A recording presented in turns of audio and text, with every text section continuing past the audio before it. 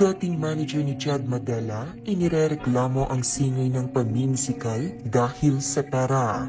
Isang pasabog ang inilabas ng dating manager ng singer na si Chad Madela na si Annie Mercado. Galit na galit si Annie dahil sa bagong kanta na inilabas ng singer dahil sa paniniwalang siya ang pinatatamaan nito. Nitong Webes, July 4, 2024, naglabas ng dalawang bagong kanta si Jed sa music app na Spotify halos kasabay ng kanyang concert ngayong gabi, July 5, 2024. Ang title ng new release songs ni Jed ay Welcome to My World at I Wish You the Worst. Sa kanyang Facebook post ngayong araw ilang oras bago ang concert ng singer, naglabas si Annie ng kanyang saloobin. Tila na-triggered nga ito sa kanta ni Jed na I Wish You the Worst dahil pakiramdam niya ay patama ito sa kanya. Ikinuwento rin ng talent manager kung gaano kalapit ang kanyang pamilya kay Jed noon.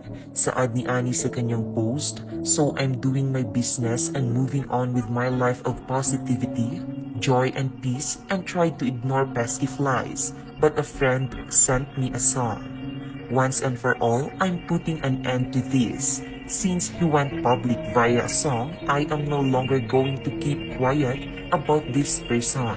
I'm naming him Don't Worry.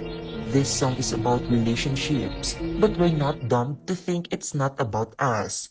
The very family who took good care of him and loved him from the day he set foot in Manila. So yeah, I'm not playing the game of this ungrateful man anymore." Kasunod nito ay pinahayag ni Annie na nasaktan siya sa lyrics ng awitin ni Chad Madela. Aniya, "Wish you the worst. This song tells you so much about the kind of person the singer truly is. Title pa lang, he invested on negativity na. It's full of negativity, hate and bitterness, always playing the victim when he is the offender. He's always play the game. If the shoe fits, well sorry, I don't wanna play. I don't hide behind songs and post with double meanings." Banta pa niya, "So here it is, Chad Madela, don't taunt me with a song. Panindigan mo yan ha? Let's go to the press and tell all. If you don't wanna, I will. I think people wanna know the truth. Share until this reaches him because he blocked all of us." Sa comment section, sinabi ni Annie na lagpas 2 dekada silang nagsama ni Chad bilang manager, talent. Pero dumating daw ang puntong hindi na siya nito nirespeto at para sa kanya, yun ang katapusan. Buong mensahe ni Annie, "I've managed him for 23 years until he is what he is right now. That's the business right." Buong mensahe ni Annie, "I've managed him for 23 years until he is what he is right now. That's the business side. I've known him since birth and me and my family loved him unconditionally like a son and brother, and he chose to disrespect.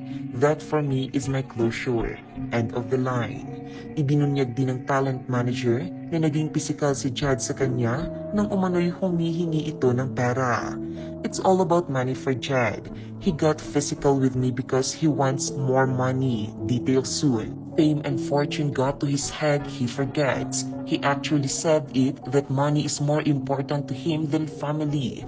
People will eventually see the real person that he is." Sa ngayon ay wala pang pahayag kaugnay dito ang singer na si Chad Madela.